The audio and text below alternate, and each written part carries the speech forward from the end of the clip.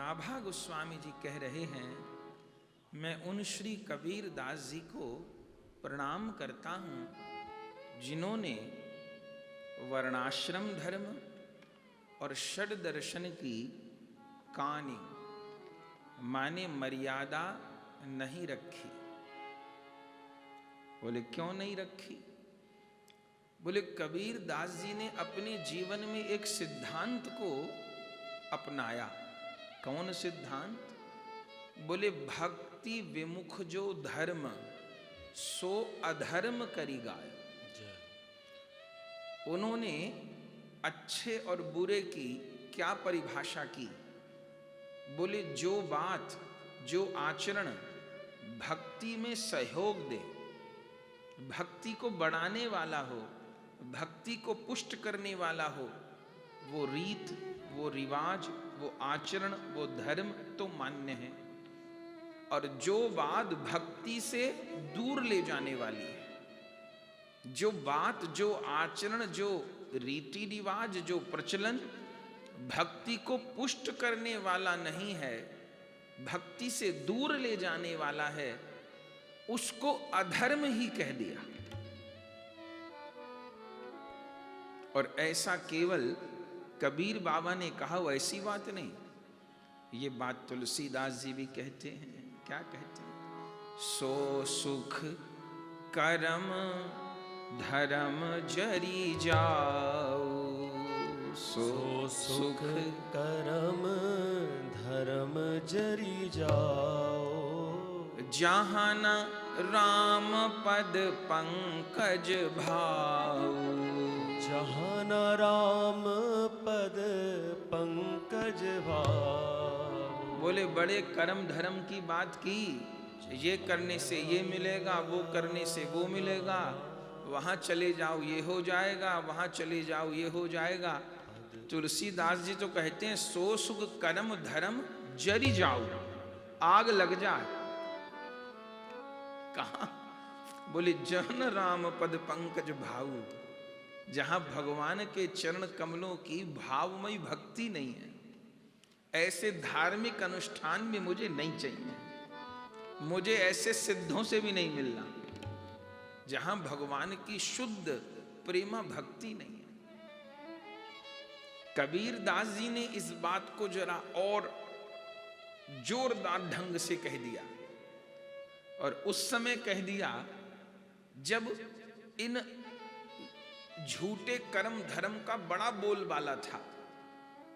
तो भक्ति विमुख जो धर्म सो अधर्म करी गायो, उसको अधर्म बता दिया। और जोग यज्ञ व्रत दान भजन बिन तुच्छ दिखायो। बोले बहुत बड़े जोग के गुरु हैं, वो जोग सिखाएंगे। आंख बंद करके ऐसे करो, नाक बंद करके ऐसे करो, पांव उठाओ, हाथ उठाओ, ऐसा करो वैसा करो।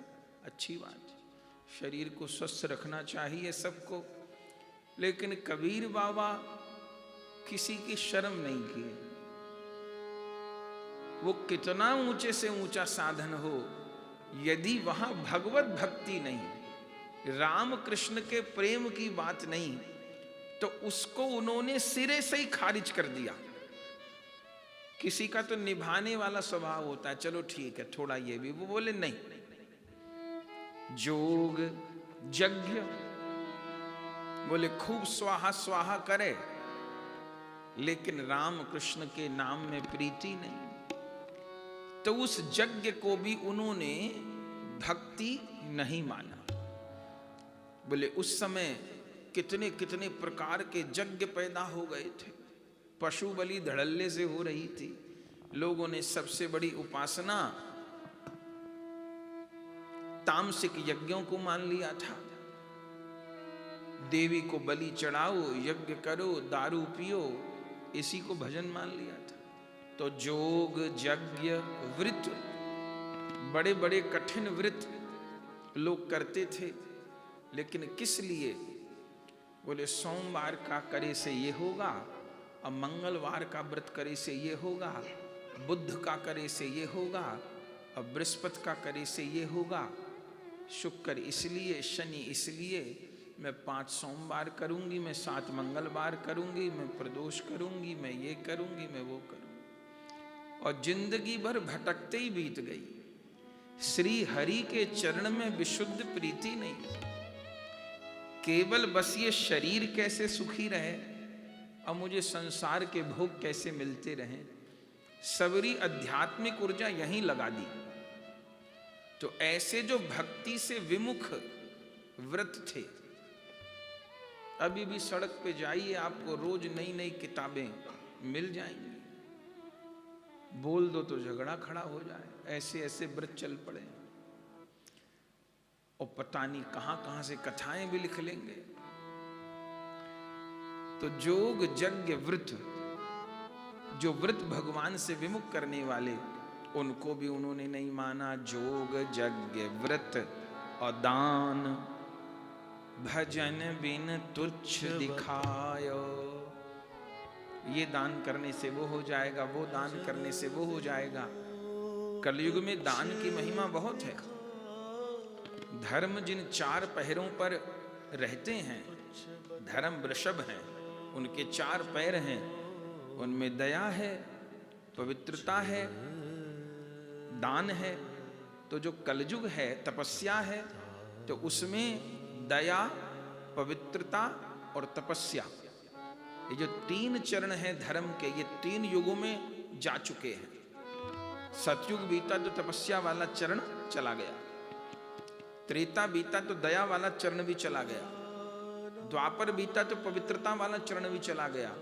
अभी धर्म केवल एक पैर पे खड़ा है, धर्म, उसका नाम है दान। इसलिए कलयुग में दान की विशेष महिमा है। लेकिन वो दान भी केवल इसलिए कि मेरा नाम हो जाए, भगवान की प्रसन्नता के लिए नहीं। तो उस दान को भी कबीर बाबा ने तुच्छ बता दिया। जोग यज्ञ व्रत दान, भजन बिन तुच्छ दिखायो। और हिंदू तुरक प्रमाण, रमेनी शब्दी साखी। उस समय तक मुगल नहीं आए थे भारत में। कबीर जी का जो काल है, कबीर बाबा के बाद में आए हैं मुगल। उस समय तुरक लोग थे, सिकंदर लोदी का राज था, मुगल पीछे आए, कबीर दास जी पहले हो गए। तो उस समय तुरक थे, पर थे सब एक ही थाली के चट्टे बट्टे, पर बाकी मुगल लोग बाद में आए थे। तो तुरक थे उस समय। तो कबीर बाबा की वाणी कैसी? बोले हिंदू तुरक प्रमाण। हिंदुओं ने भी और तुर्कों ने भी उनकी वाणी को प्रमाण माना। उनकी वाणी, वाणी माने उनके गाए हुए पद, दोहे क्या हैं? बोले हिंदू तुरक प्रमाण, रमेनी शब्दी साखी। जो कबीर दास जी के दोहे हैं वो उनकी साखी हैं। साखी माने साक्षी, कि कबीर दास जी ने ऐसा कहा है तो उनकी साक्षी है।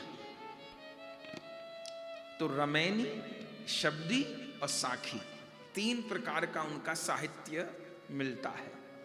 और उन कबीर दास जी का मिलता है जिनको अपना नाम भी लिखना नहीं आता था।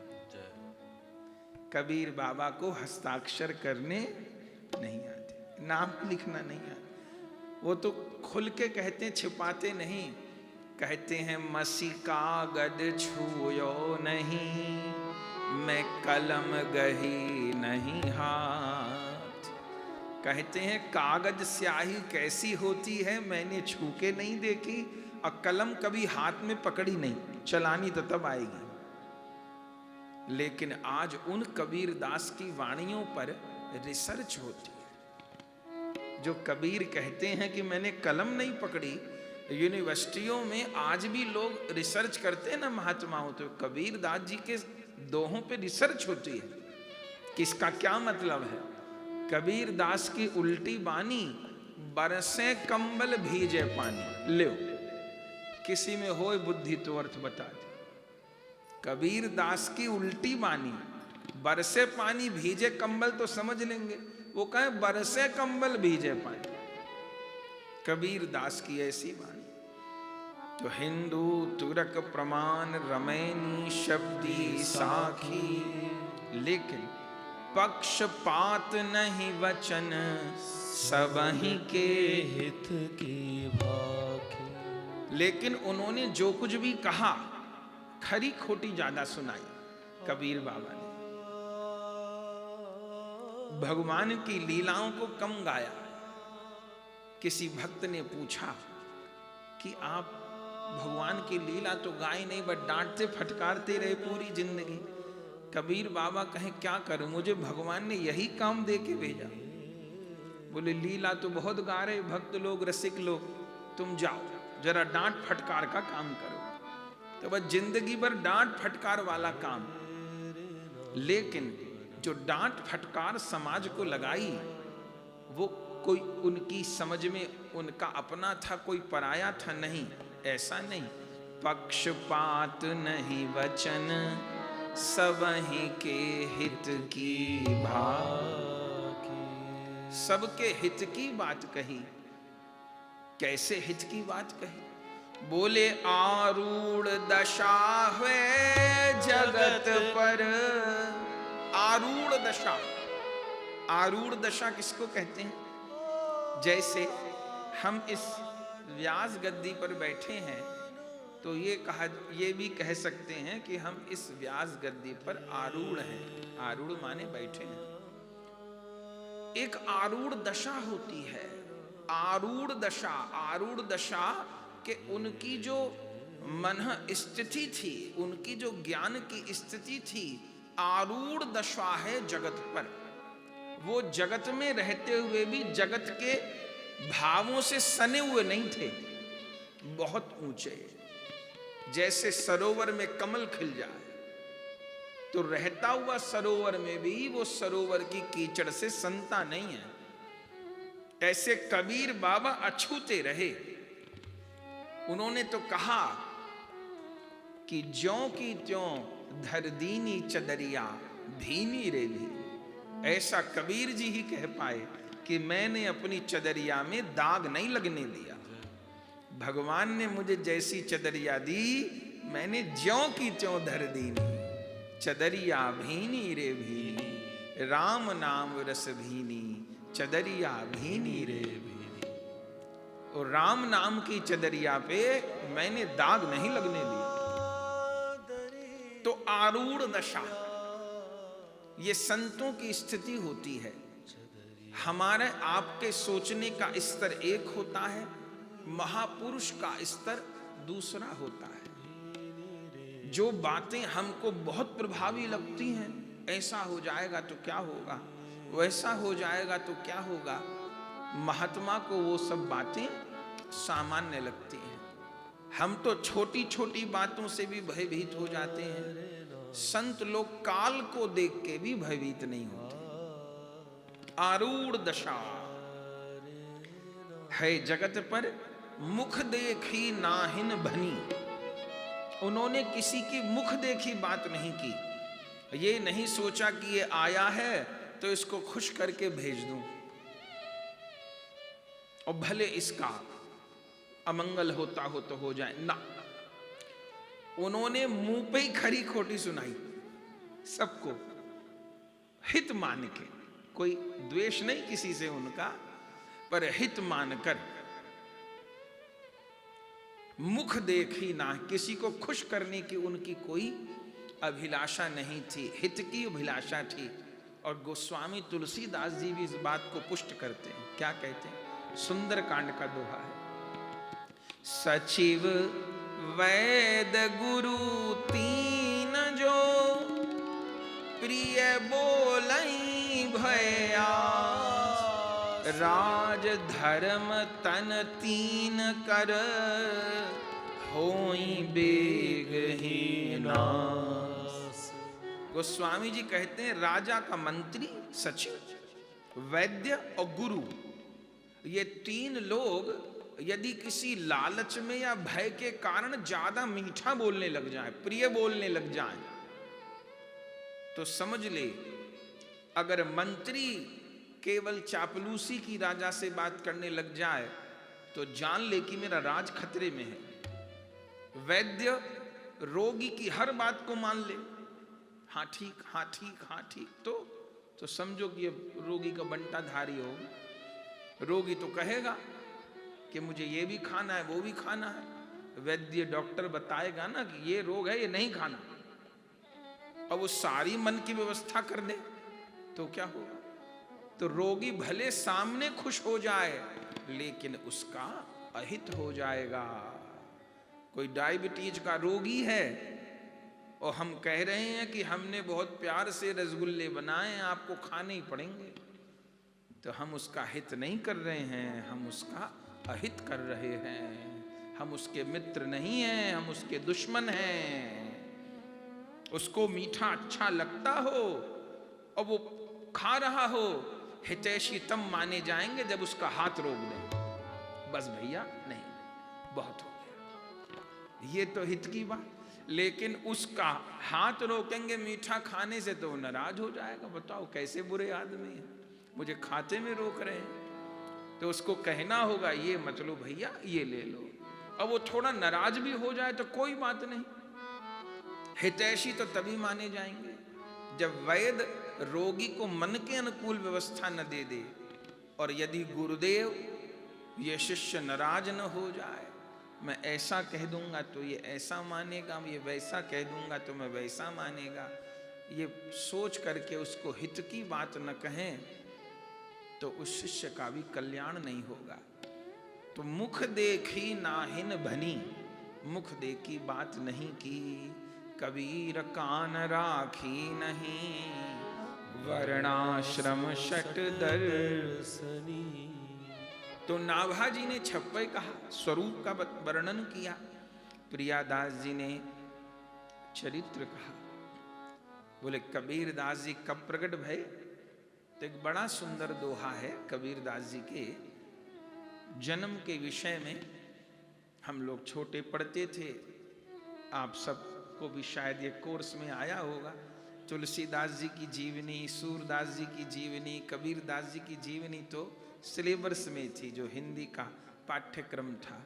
तो कबीर दास जी की जीवनी में ये दोहा आता था। कौन सा?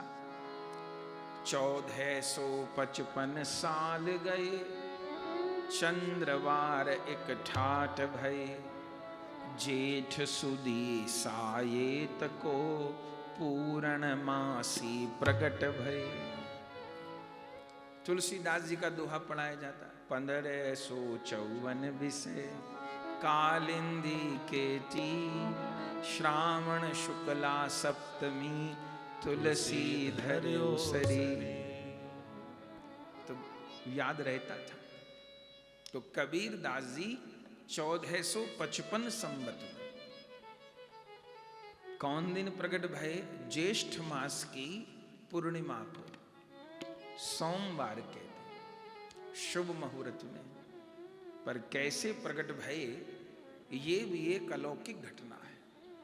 कबीर दास जी ऐसे संत हैं जिनका न तो माँ बाप से जन्म हुआ है और न उन्होंने संसारी लोगों की तरह शरीर छोड़ा है। कली में सांचो संत कबीर, 5 तत्व ते जन्म न पायो, और काल न ग्रस्यो शरीर, जब ते राम चरण रति उपजी, तब ते बुन्यो न चीर। कली में सांचो संत कबीर। तो जन्म कैसे भया? बोले काशी में जगत गुरु श्री रामानंदाचार्य जी विराजमान। जगत गुरु रामानंदाचार्य जी श्री राम के अवतार हैं। स्वयं भगवान श्री राम के मन में भरत जी के भाव के आस्वादन की इच्छा हो गई। भगवान के मन में कि भैया भरत का जो प्रेम है इसको मैं चखूं। तो श्री राम स्वयं जगत गुरु रामानंदाचार्य जी के रूप में प्रकट भये। तो जगत गुरु रामानंदाचार्य जी काशी में विराजमान थे। आज भी वो स्थान है, पंचगंगा घाट उसको बोलते हैं। आज भी वहाँ रामानंदाचार्य भगवान का मठ है, पुराना मठ है। तो वहाँ पर रहते थे रामानंदाचार्य भगवान। बहुत लंबी आयु तक विराजमान रहे हैं धरा पे। उनके एक शिष्य थे ब्राह्मण, वो प्रतिदिन उनके यहाँ फूल, तुलसी, माला ये पहुंचाया करते थे। बहुत समय हो गया था। उन ब्राह्मण की एक बेटी थी, वो बेटी बाल विधवा हो गई थी। तो ऐसे पंडित जी रोज गुरु जी के यहाँ फूल, तुलसी, माला पहुंचा देते थे, गुरु जी सेवा में लेते थे। एक बार ब्राह्मण बीमार हो गए और ये बताया भी नहीं गुरुदेव को कि मैं नहीं आ पाऊंगा। सेवा का समय आ गया, उठने की हिम्मत नहीं। बोले गुरु जी बाट देखते होंगे, मेरी सेवा है। तो पहले जो बाल विधवा होती थी वो नहीं निकलती थी घरों से। तो उन्होंने बेटी को कहा कि बेटी तू वैसे लंबा कपड़ा करके, घूंघट करके, ऐसे ऐसे गंगा के किनारे पंचगंगा घाट पर गुरु जी का स्थान है, तो वहां तू गुरु जी को फूल तुलसी पहुंचाया। तो उस ब्राह्मण की विधवा बेटी गई फूल तुलसी लेकर के। गुरु जी बैठे थे, पर्दा लगा था सेवा में, सरका थी। तो आहट हुई स्त्री के आने की। तो गुरु जी पूछे कौन? उस बेटी ने कह दिया मैं पंडित जी की बिटिया। तो उसका आकार देख के, पर्दा लगा हुआ था, उनको लगा कि बहुत छोटी नहीं है, बड़ी बिटिया है। तो ये अब भगवान की लीला होगी, ब्याह तो हो ही चुका होगा। सारी बात जानते नहीं थे गुरुदेव। जैसे उस बेटी ने फूल तुलसी धरे और प्रणाम किया बाहर से, गुरु जी रोज प्रसादी फूल तुलसी दे देते थे पंडित जी को। आज प्रसादी फूल तुलसी देने लगे तो उस बिटिया ने ऐसे अपना आंचल फैला दिया।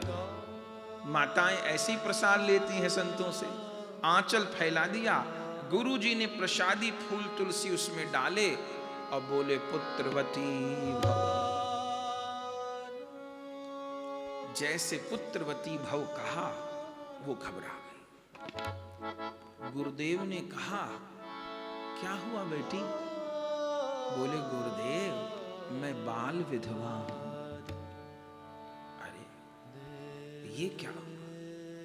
हमारे मुख से तो कभी असत्य बात निकलती नहीं, और मेरी सबको ऐसा आशीर्वाद देने की आदत भी नहीं है।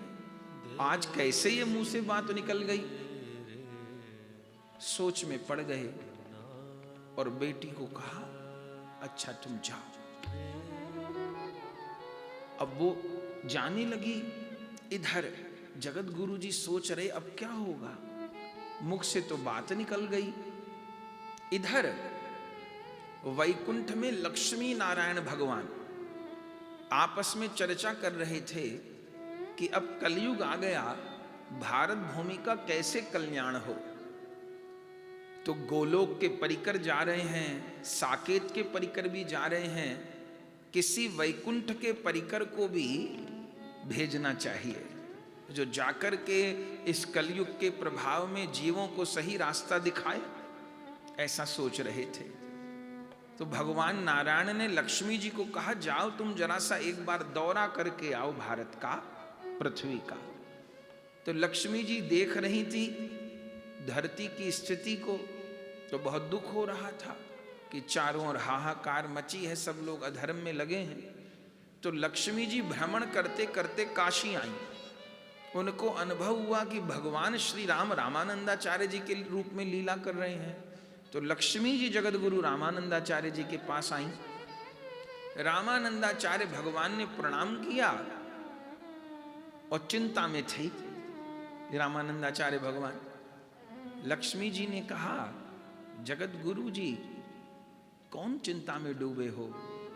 बोले जगदम्बा लक्ष्मी आज पता नहीं क्या हुआ, वो ब्राह्मण मुझे रोज फूल तुलसी दे के जाता था, आज अपनी बेटी को भेज दिया, मैंने उसे प्रसादी पुष्प दे दिए, मुख से निकल गया पुत्रवती, और फिर पता चला वो बाल विधवा है। तो कैसे होगा? लक्ष्मी जी ने कहा, मुझे तो कुछ कहने ही नहीं पड़ा, समाधान हो गया। मैं नारायण की आज्ञा से इसीलिए आई हूं कि किसी नारायण के परिकर को, भगवत प्रेम प्राप्त भक्त को धरा पर अब आना चाहिए। तो आप उस विधवा बेटी को आशीर्वाद तो दे ही चुके हो, अब आप संकल्प कर लो। क्या संकल्प कर लो? बोले भगवान चाहते हैं अब प्रहलाद जी को भेजा जाए, क्योंकि कलयुग में सामान्य भक्त काम नहीं करेगा, जिसकी खूब सहन शक्ति हो। अब प्रहलाद जी की तो बहुत जबरदस्त सहन शक्ति है ना, कितने कष्ट उन्होंने सहे पर नाम को नहीं छोड़ा। तो वो प्रहलाद ही अब दोबारा से एक बार अवतार ले। बस रामानंदाचार्य भगवान ने संकल्प किया कि उस कन्या के यहां प्रहलाद जी प्रकट हो जाएं। इधर संकल्प, लक्ष्मी जी तो कहीं वैकुंठ, वो कन्या उस फूल तुलसी को लिए जा रही थी, क्योंकि गुरु जी का प्रसाद तो पिताजी को देना था, वो भी तुलसी दल लेते। चलते चलते उसको लगा मेरी गोद भारी होती जा रही। उसको लगा इतनी फूलों में तो वजन था नहीं, इतने वजन कैसे हो गया फूल। चलते चलते आज भी काशी में लहर तारा तालाब है, भक्त लोग दर्शन करते हैं वहां लहर तारा तालाब। वहां पर पहुंची, अभी तो इतनी बस्ती हो गई है, तब तो बस्ती नहीं थी, तालाब था। उसके किनारे पहुंची और देखा ये क्या चीज है। तो क्या देखती है, फूल तुलसी तो है नहीं, छोटा सा लाला गोद में लेटा। फूल तुलसी गायब, छोटा सा बाल। अब तो वो घबरा गई, मन में सोचती है क्या करूं, घर ले जाऊं तो वैसे ही मैं अपने पिता के ऊपर बोझ हूं, मेरे पिता की कितनी बदनामी हो जाएगी कि विधवा बेटी कहां से बच्चा ले आई।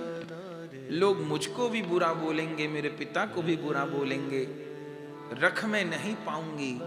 तो लोक लज्जा के कारण अपने पिता को भी नहीं बताया, और वहीं लहर तारा तालाब के किनारे बालक को छोड़ करके चली गई।